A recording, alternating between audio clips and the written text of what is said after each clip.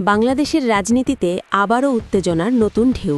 সংবিধান সংস্কার, গণভোট, জুলাই সনদ, এই তিনটি শব্দ এখন যেন দেশের প্রতিটি আলোচনার কেন্দ্রে। আর এই বিতর্কের কেন্দ্রবিন্দুতে রয়েছে দেশের অন্যতম বৃহৎ রাজনৈতিক দল বিএনপি, তাদের জোটসঙ্গী দলগুলো এবং সাম্প্রতিক সময় সংসদে ঘটে যাওয়া নাটকীয় ঘটনা প্রবাহ। দর্শক, শুরুতেই আপনাদের জানিয়ে রাখি, আজকের এই আলোচনাটি শুধুমাত্র একটি রাজনৈতিক ইস্যু নয়, এটি বাংলাদেশের ভবিষ্যৎ রাষ্ট্রব্যবস্থা, গণতন্ত্র এবং জনগণের অধিকারকে ঘিরে এক গভীর প্রশ্নের মুখোমুখি দাঁড় করিয়েছে পুরো জাতিকে। বাংলাদেশের সংবিধান, বিশেষ করে ১৯৭২ সালের সংবিধান, দীর্ঘদিন ধরেই বিভিন্ন রাজনৈতিক দলের মধ্যে বিতর্কের বিষয় হয়ে আছে। একদিকে কেউ এটিকে স্বাধীনতার চেতনার প্রতীক হিসেবে দেখেন, অন্যদিকে কেউ এটিকে সময় উপযোগী নয় বলে দাবি করেন। এই প্রেক্ষাপটে সাম্প্রতিক গণভোটে হ্যাঁ ভোট জয়যুক্ত হওয়ার পর দেশের মানুষ আশা করেছিল সংবিধানে বড় ধরনের পরিবর্তন আসতে যাচ্ছে, সেই সাথে বাস্তবায়ন হবে বহুল আলোচিত জুলাই সনদ। কিন্তু ঘটনা প্রবাহ যেন অন্যদিকে মোড় নিচ্ছে। নির্বাচনের আগে বিএনপি এবং তাদের জোটসঙ্গীরা বারবার বলেছিল তারা ক্ষমতায় গেলে সংবিধান সংস্কার করবে, জনগণের মতামতকে প্রাধান্য দেবে এবং একটি নতুন রাজনৈতিক কাঠামো গড়ে তুলবে। তারা বলেছিল গণভোটে হ্যাঁ ভোট জিতলে সংবিধান পরিবর্তন অনিবার্য। সেই প্রতিশ্রুতির ওপর ভরসা করেই অনেক ভোটার তাদের সমর্থন দিয়েছিল। কিন্তু নির্বাচনের পর পরিস্থিতি যেন বদলে গেছে। এখন বিএনপির ভেতর থেকেই শোনা যাচ্ছে ভিন্ন সুর। অনেক এমপি এবং মন্ত্রীর বক্তব্যে উঠে আসছে এক ধরনের আত্মস্তুষ্টি এবং রাজনৈতিক আত্মবিশ্বাস, যা বিরোধীদের মতে অহংকারের রূপ নিয়েছে। এই অবস্থায় সংসদে ঘটে গেল এক নাটকীয় ঘটনা। গত বুধবার জামায়াত সহ ১১ দলীয় জোটের প্রতিনিধিরা সংসদ থেকে ওয়াকআউট করেন। তাদের দাবি, সংবিধান সংস্কারের প্রতিশ্রুতি থেকে সরকার সরে আসছে। তারা এটিকে জনগণের সঙ্গে প্রতারণা হিসাবে আখ্যা দিয়েছেন। সংসদের ভেতরে এই ওয়াকআউট ছিল শুধু একটি প্রতিবাদ নয়, এটি ছিল একটি শক্ত বার্তা।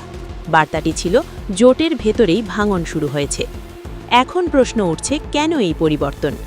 রাজনৈতিক বিশ্লেষকদের মতে, ক্ষমতায় আসার পর অনেক সময় রাজনৈতিক দলগুলো তাদের অবস্থান পরিবর্তন করে, কারণ তখন তাদের সামনে থাকে প্রশাসনিক বাস্তবতা, আন্তর্জাতিক চাপ এবং ক্ষমতা ধরে রাখার কৌশল। বিএনপির ক্ষেত্রেও কি সেটাই ঘটছে? এদিকে এই পুরো ইস্যুকে নতুন মাত্রা দিয়েছে তারেক রহমানের সাম্প্রতিক বক্তব্য। তিনি বলেছেন, সংবিধান সংস্কার নিয়ে যে আলোচনা চলছিল সেটি আপাতত বাতিল করা হবে। তবে তার এই সিদ্ধান্তের পেছনে একটি আবেগঘন কারণও তুলে ধরা হয়েছে। তিনি উল্লেখ করেছেন, তার মা সাবেক প্রধানমন্ত্রী বেগম খালেদা জিয়া একসময় এই সংবিধানকে পরিবর্তনের কথা বলেছিলেন। সেই ঐতিহাসিক অবস্থানকে সম্মান জানিয়ে তিনি একটি নতুন সিদ্ধান্ত নিতে যাচ্ছেন। এই বক্তব্য দেশের রাজনৈতিক অঙ্গনে নতুন করে বিতর্ক সৃষ্টি করেছে। কেউ বলছেন এটি একটি কৌশলী রাজনৈতিক পদক্ষেপ, আবার কেউ বলছেন এটি জনগণের রায়ের প্রতি অবজ্ঞা। বিশেষজ্ঞরা বলছেন এখানে দুটি বিষয় স্পষ্ট। প্রথমত, বিএনপির ভেতরে মতপার্থক্য রয়েছে। দ্বিতীয়ত, জোটের ভেতরে বিশ্বাসের সংকট তৈরি হয়েছে। জামায়াত সহ অন্যান্য জোটসঙ্গীরা মনে করছে তাদের সঙ্গে করা প্রতিশ্রুতি ভঙ্গ করা হয়েছে। তারা বলছে, যদি সংবিধান সংস্কার নাই করা হয় তাহলে গণভোটের প্রয়োজন কী ছিল? অন্যদিকে বিএনপির কিছু নেতার মতে সংবিধান পরিবর্তন একটি জটিল প্রক্রিয়া। এটি করতে গেলে সময়, পরিকল্পনা এবং রাজনৈতিক ঐক্যমত্য প্রয়োজন। হঠাৎ করে এটি বাস্তবায়ন করা সম্ভব নয়। কিন্তু সাধারণ মানুষের মধ্যে তৈরি হয়েছে বিভ্রান্তি। গ্রামের চায়ের দোকান থেকে শুরু করে শহরের ক্যাফে, সব জায়গাতেই এখন একটাই আলোচনা। মানুষ জানতে চায় তাদের দেওয়া ভোটের মূল্য কী? গণভোটের ফলাফল কি শুধুই একটি রাজনৈতিক কৌশল ছিল? সামাজিক যোগাযোগ মাধ্যমেও চলছে তীব্র বিতর্ক। কেউ বলছে বিএনপি প্রতিশ্রুতি ভঙ্গ করেছে, আবার কেউ বলছে বিরোধীরা ইস্যুটিকে রাজনৈতিকভাবে ব্যবহার করছে। এই পরিস্থিতিতে আন্তর্জাতিক মহলের দৃষ্টি আকর্ষণ করেছে বিষয়টি। বিদেশি গণমাধ্যমগুলো বাংলাদেশে গণতান্ত্রিক প্রক্রিয়া এবং রাজনৈতিক স্থিতিশীলতা নিয়ে প্রশ্ন তুলছে।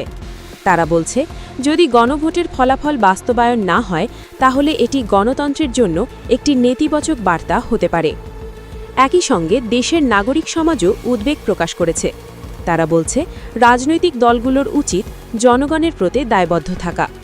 প্রতিশ্রুতি দিয়ে তা পূরণ না করলে মানুষের আস্থা নষ্ট হয়। এই মুহূর্তে সবচেয়ে গুরুত্বপূর্ণ প্রশ্ন, আগামীতে কি হতে যাচ্ছে? জামায়াত সহ 11 দলীয় জোট কি বিএনপির সঙ্গে থাকবে নাকি তারা আলাদা পথ বেছে নেবে? বিএনপি কি তাদের অবস্থান পরিবর্তন করবে নাকি তারা তাদের নতুন সিদ্ধান্তে অটল থাকবে? রাজনৈতিক বিশ্লেষকদের মতে এই সংকট খুব দ্রুত সমাধান না হলে এটি বড় ধরনের রাজনৈতিক অস্থিরতায় রূপ নিতে পারে। সংসদের ভেতরে এবং বাইরে উভয় জায়গাতেই উত্তেজনা বাড়তে পারে। তবে কিছু বিশ্লেষক আশার কথাও বলছেন। তাদের মতে বাংলাদেশের রাজনৈতিক সংকট নতুন কিছু নয়। অতীতেও অনেক সংকট এসেছে, আবার সমাধানও হয়েছে। এবারও আলোচনার মাধ্যমে একটি সমাধান বেরিয়ে আসতে পারে। কিন্তু তার জন্য প্রয়োজন রাজনৈতিক সদিচ্ছা, পারস্পরিক শ্রদ্ধা এবং জনগণের প্রতি দায়বদ্ধতা। দর্শক, এই পুরো ঘটনা প্রবাহ আমাদের একটি গুরুত্বপূর্ণ বিষয় মনে করিয়ে দেয়। গণতন্ত্র শুধু ভোটের মধ্যে সীমাবদ্ধ নয়। এটি একটি চলমান প্রক্রিয়া, যেখানে প্রতিটি সিদ্ধান্তের পেছনে থাকে জনগণের আশা আকাঙ্ক্ষা। আজকের এই পরিস্থিতিতে সবচেয়ে বেশি প্রয়োজন স্বচ্ছতা এবং জবাবদিহিতা, কারণ জনগণ এখন আগের চেয়ে অনেক বেশি সচেতন। তারা শুধু প্রতিশ্রুতি শুনতে চায় না, তারা তার বাস্তবায়ন দেখতে চায়। সবশেষে বলা যায়, বাংলাদেশের রাজনীতি এখন একটি গুরুত্বপূর্ণ মোড়ে দাঁড়িয়ে আছে।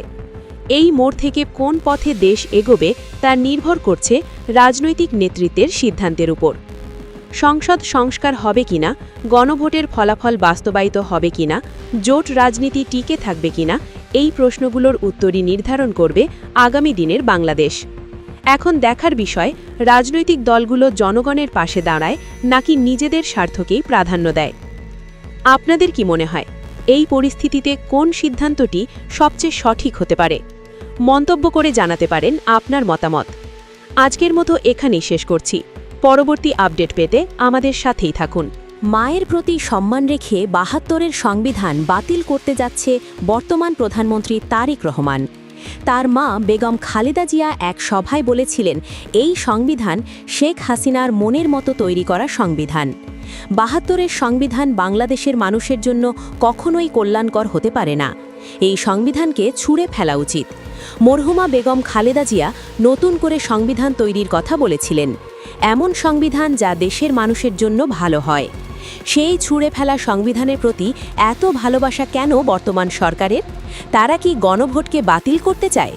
সংসদে বিরোধী দলের নানা চাপের মুখে অবশেষে এই সংবিধান সংস্কারের কথা জানিয়েছেন তারেক রহমান।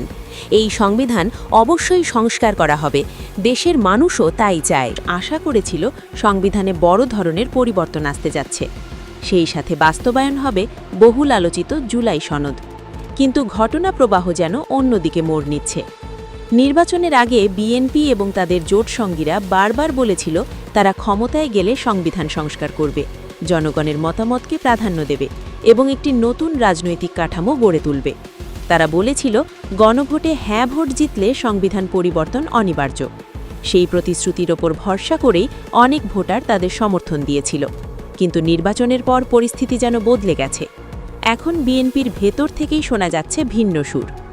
অনেক এমপি এবং মন্ত্রীর বক্তব্যে উঠে আসছে এক ধরনের আত্মস্তুষ্টি এবং রাজনৈতিক আত্মবিশ্বাস, যা বিরোধীদের মতে অহংকারের রূপ নিয়েছে। এই অবস্থায় সংসদে ঘটে গেল এক নাটকীয় ঘটনা। গত বুধবার জামায়াত সহ 11 দলীয় জোটের প্রতিনিধিরা সংসদ থেকে ওয়াকআউট করেন। তাদের দাবি, সংবিধান সংস্কারের প্রতিশ্রুতি থেকে সরকার সরে আসছে। তারা এটিকে জনগণের সঙ্গে প্রতারণা হিসাবে আখ্যা দিয়েছেন।